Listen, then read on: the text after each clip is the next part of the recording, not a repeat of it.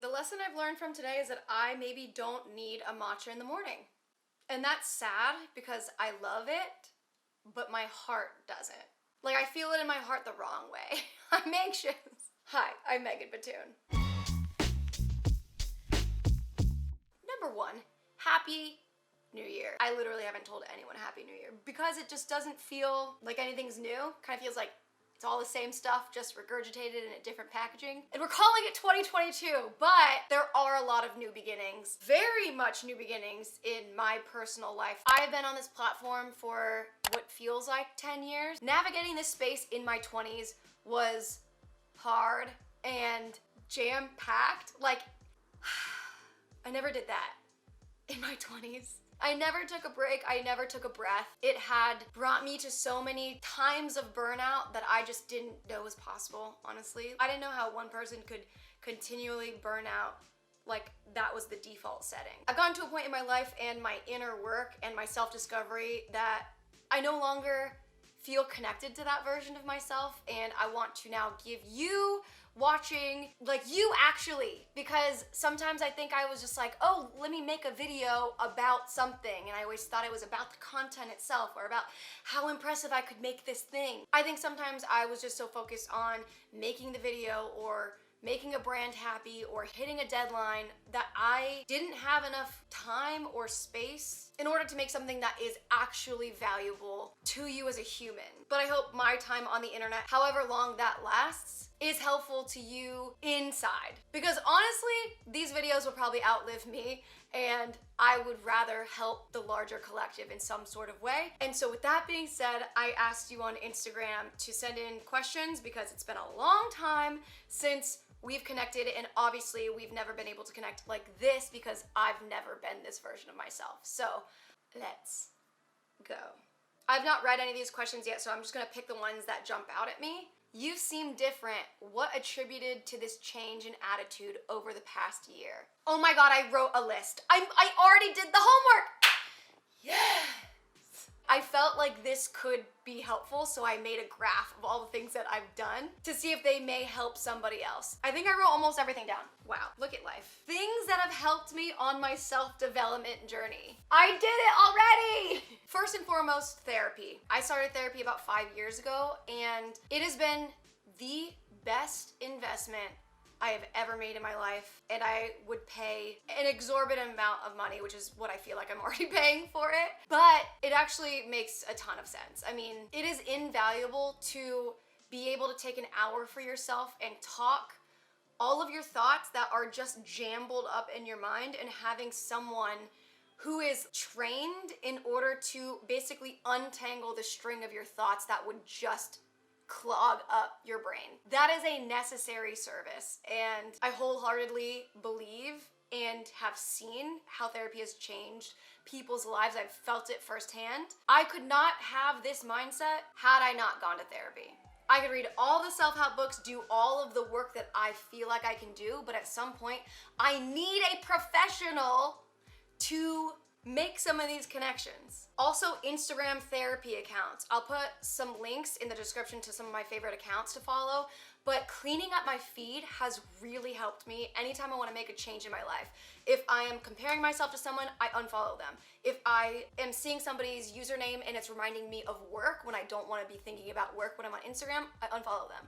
It is protecting my own energy, my mindset, what goes into my brain subconsciously, because when you're on your phone, you put yourself in a theta state, which is basically a hypnotic state. Fill your feed with things that help you become the next version of yourself or make you happy. Art accounts, whatever you want to look at, cats on buttons. I don't know if that's an account, but I'm sure there is something like that somewhere. It's hard because so many of the small things I learned, just know that therapy is like 50% of all the things that I did. That's how huge it is. Okay, a couple books that really helped my growth. One of them is called How to Do the Work by Dr. Nicole LePera. And it goes through so many of the topics that you do work on in therapy, but it has a lot of scientific evidence with it. A little bit more physiological. So it'll talk about body, mind, spirit connection, how our bodies are reacting to certain stressors, family dysfunction. It goes through a ton of stuff that is very helpful. Another book, this one was like, I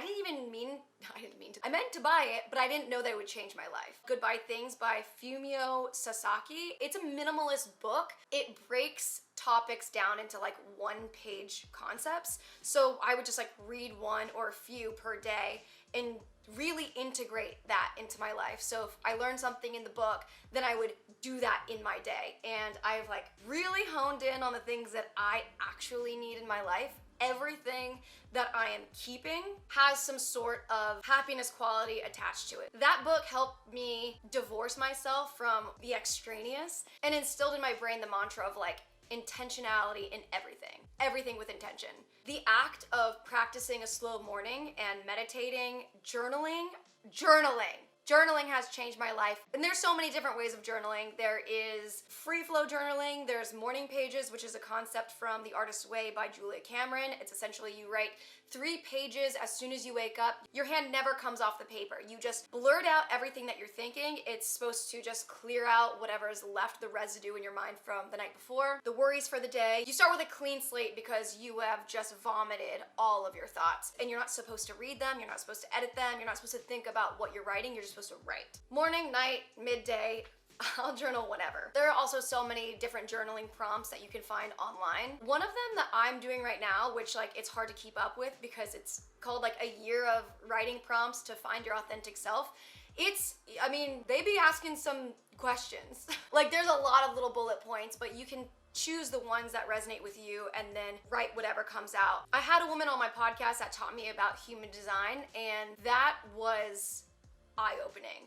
In so many ways, it felt like I was being given permission to be who I was, and made me understand that these are parts of me that are inherently there. Speaking of the podcast, another one of my guests, Sahara Rose, I don't know if I would be in this position if it weren't for having her on the podcast. She is such a beam of light and a beacon of knowledge. Listen to that podcast too, but her book was so good. It's called Discover Your Dharma. It's a book and a workbook at the same time that really helps you hone into what makes you feel like you, because we aren't supposed to feel this drained, this burned out, this unhappy with what's happening in our lives. We are supposed to be filled with literal joy based off of what our innate gifts and talents are. And so this book helps you identify and kind of dip your toe into what that might look like if you were to follow what your dreams are. What makes you feel like your soul is on fire, and helping you create a life around that. Also through Sahara, I learned about Ayurveda, which is an ancient Indian medical practice that they still are using as one of their primary healthcare systems. That, oh my God. Anytime I see an old friend, it's so funny because I'll call my boyfriend afterwards and then I'll just be like, hung out with this person, obviously talked about Ayurveda. It's funny because I do it without fail every time, but the thing is, it's so important to how I'm approaching so many things in my life that I think it should be known by everyone. So this video is gonna be so long. We're gonna take a meal break after this one. Get a snack and then we'll come back and we'll finish this. I'm not an expert. I'm gonna give an explanation as quickly and succinctly as I possibly can. Ayurveda is super holistic. It's with the earth. It's very natural. It's like we're gonna treat the body as one from the inside out and not just tackle the symptoms. There's 3 doshas: Vata, Pitta, and Kapha, and these have different energies and qualities to them. So Vata is air, so I think of that like creativity and lightness and daydreaming. It's very ideating energy. Pitta is doer energy, action. It's execution, it's the fire. Kapha energy is grounding. Kapha is earth energy. It's warm, it is solid, it is slow. I'm not gonna say more about the doshas. You can definitely research that. There's so much good information online about it. I will say that after learning the doshas, I learned that there is an Ayurvedic clock where our bodies are kind of in a circadian rhythm with the sun. A concept. Oh, if we, stop looking at our screens and we look to the sun and work with nature to go about our days, that makes sense, because before we had screens and before we had fire, we were working with the sun because that's what we had. That makes sense to me. Anyway, so the Ayurvedic clock, what's super cool about this is that every dosha has a 4-hour window. This is so helpful in me structuring my days and understanding that I'm working with my own personal energy and the sun in order to get what I want done and live the life I want. Because working from the minute I open my eyes to the minute I go to sleep is not how I want to live my life. And that's how I lived all my 20s. That really helped me understand where I should be allotting my energy. So I actually wrote this down for a friend of mine. Here's the day's breakdown is 6 a.m. to 10 a.m. is kapha time. That's a time to wake up slowly and naturally. That's a time to journal. That's a time to have some tea, meditate, really set an intention and just be a slow. Just for a little bit, be a slow. Then 10 to 2 is pitta energy. Pitta is fire, it's action, it's doing. This is when everybody is sending emails, because if you start your day at 9 a.m. or 10 a.m., this is when everybody's pretty much ready to be working. For me, this is when I like to build something. If I'm working on a woodworking project or something that requires a lot of mental energy, we are not meant to use our brain cells from 9 to 5. There's also a book called Deep Work by Cal Newport that I'm about to finish, and it also talks about this, is honing in on a task that requires a lot of your brain cells. You can only do that for a couple of hours. So that is pitta time. Then vata time is 2 to 6. Again, this is air, this is ideas, this is creativity. I've actually started scheduling daydreaming in my day because as an artist, it is so important for us to have time to be able to explore the different ways of thinking, because that's where our inspiration comes from. How did I expect to be making art when I wasn't allowing myself to daydream because I felt it was unproductive?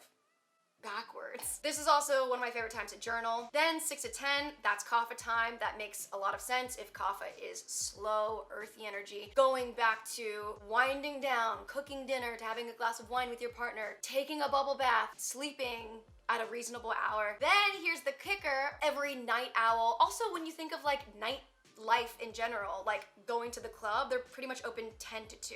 So 10 to 2 is another pitta time. That is when you have your night surge of creativity and you're up at 11:30, that's night to me. You're up at 1:30 writing a part of a random book that you just decided to do.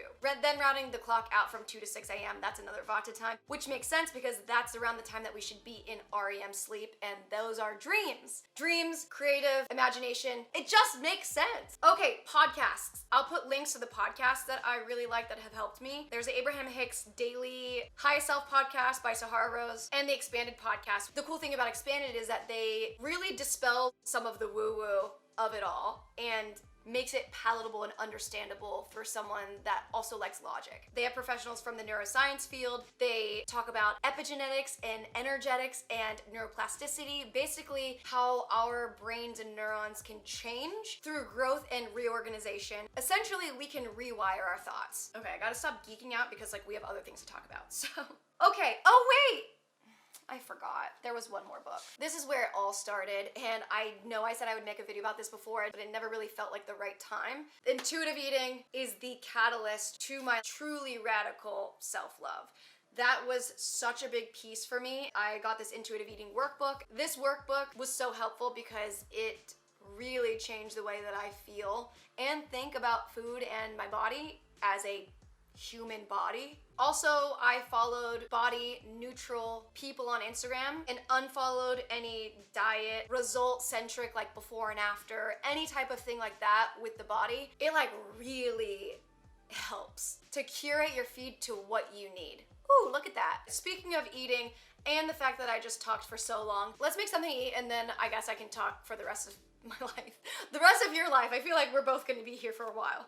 Before we start cooking, I was putting down this paper because I was redoing my kitchen, you'll see in a second. And I didn't want to get the paint on the countertop, so I put this craft paper down. And it has come in handy so many times when I just want to jot something down. These are some rough interior sketches for another project, because you don't know when the idea is going to strike. You need paper everywhere. This is obviously not the first time I've used HelloFresh. I've been using them for like 3+ years. But in those 3 years, the thing I never did was take out all the materials that I needed. I don't know why it took so long for me to realize that it's much easier to do this way. Okay, moving on. on. Just forever under construction. We will finish sometime. I'll do a rundown of all the things that I really like about using HelloFresh, but the main takeaway is honestly the amount of time I save and also brain cells. First of all, the ingredients are fresh and pre-portioned, so that helps limit meal prep time and cut back on trips to the grocery store. It also means less wasted food. I always cinch the bag and use this as a little trash bag. Look how easy this is. You have a countertop trash bag, you open the panko, you put it in the bowl, and then you put the bag in the trash bag. I'm trying to only have simplicity in my life.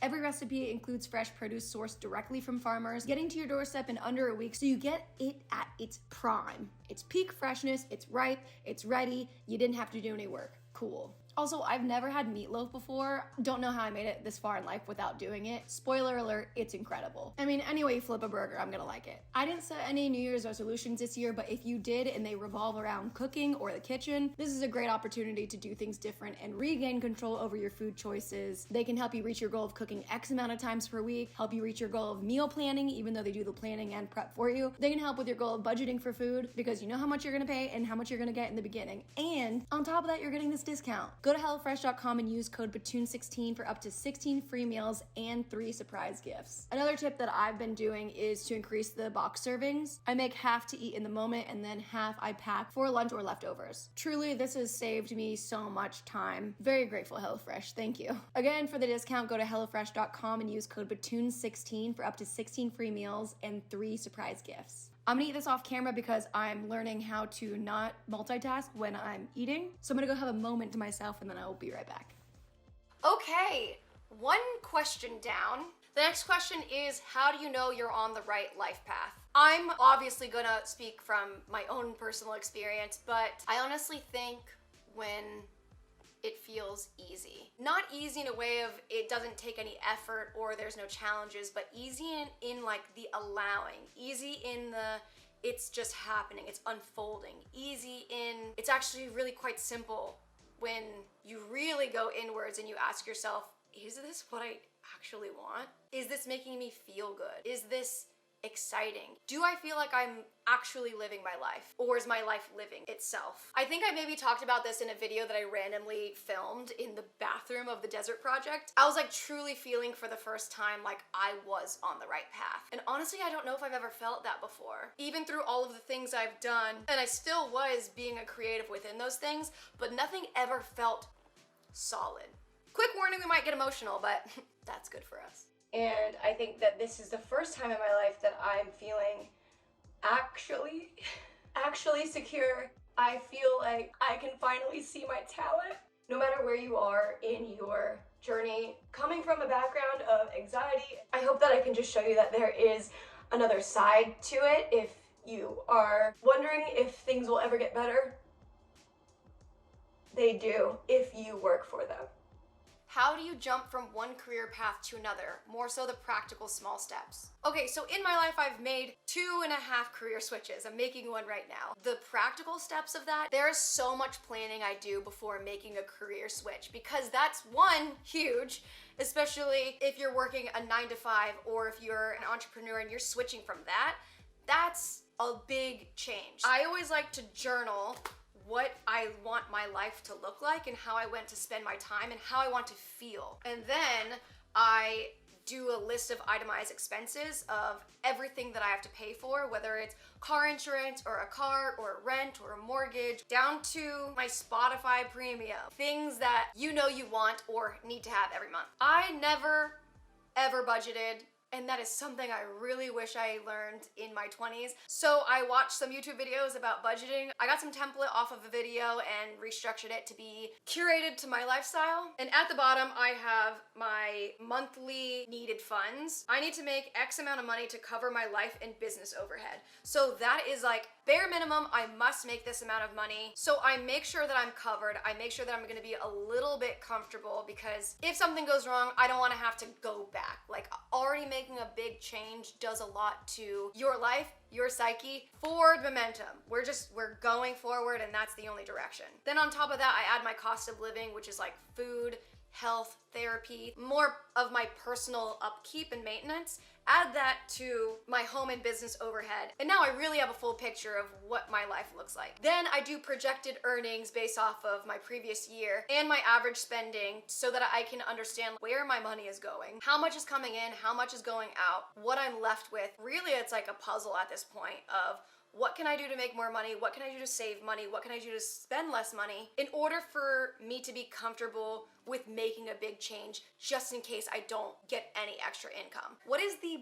base level that I can put down that's essentially like a crash pad from going from one mountain to another mountain? What happens if I don't quite get to that mountain? At least I have a crash pad. So that's kind of how I think about making a big life change. I am 100% for going for your dreams and following your creativity wherever that takes you. Obviously, we still live in a society where it costs money to live. So making sure that you are safe with that and being smart with your finances before making a big change is just gonna alleviate some of the stress of you thinking that you have to like grind so hard to make it work, which definitely there is an element of some elbow grease. But I'm also hoping that the hard work that you put into this new venture won't feel too much like work. Obviously, it will be tasks and putting the hours in, but if it's something that you love, it should feel exciting to do that. And if we are doing what we love, it's almost like the energy is limitless. When you are doing something that you are so locked into and you feel alive in, the energy will replenish itself and give you more fuel to keep going. When did you know what you wanted to do for your career? Obviously, my career has changed a few different times, and it's just ruled by where my curiosity is going. Like, I have learned to now trust that because inherently, I know that if I like something, I'm gonna research the shit out of it. I'm gonna be so excited to learn about it. I'm going to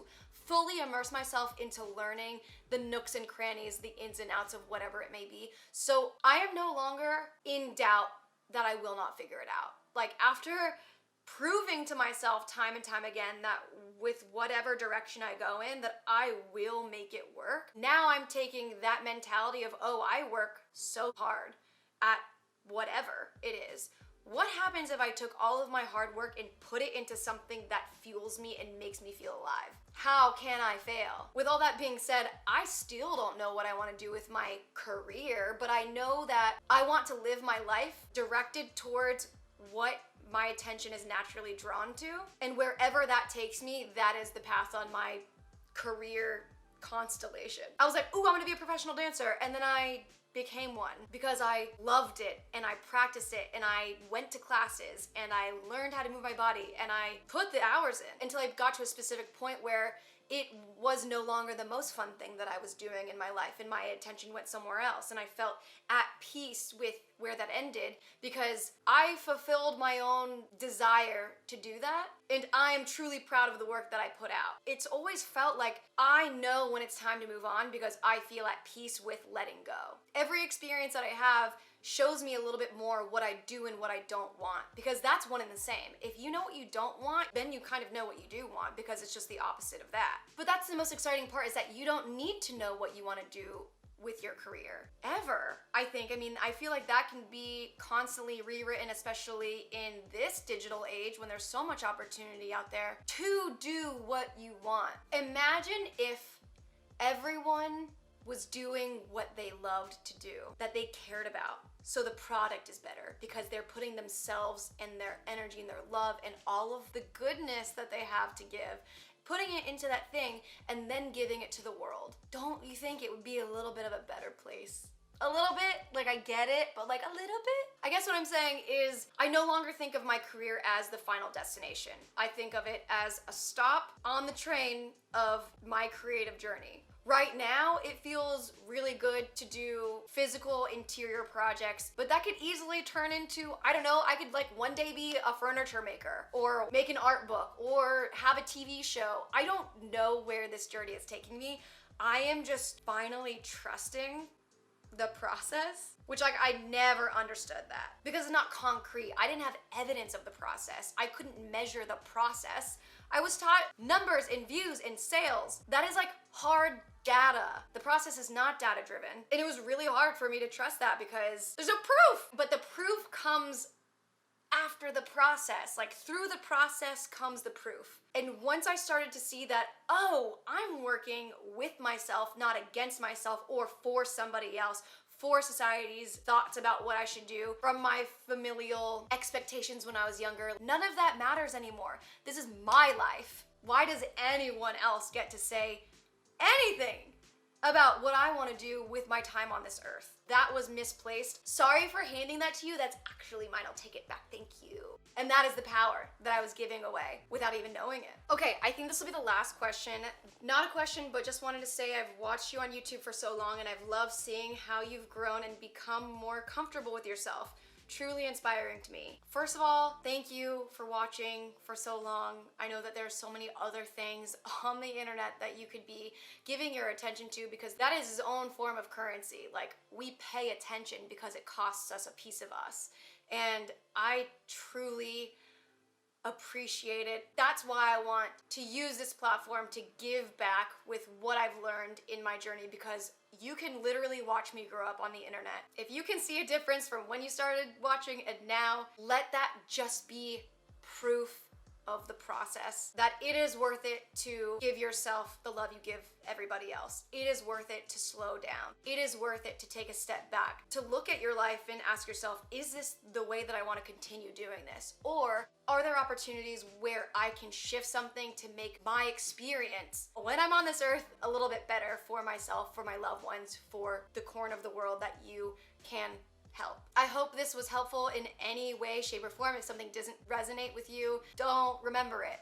You're in control of your own thoughts. Obviously, we have free will, so do what you want. Take anything with a grain of salt or write it in your journal and integrate it in your life. I hope you have a great day with the rest of your day, and I will see you the next time I do. Bye.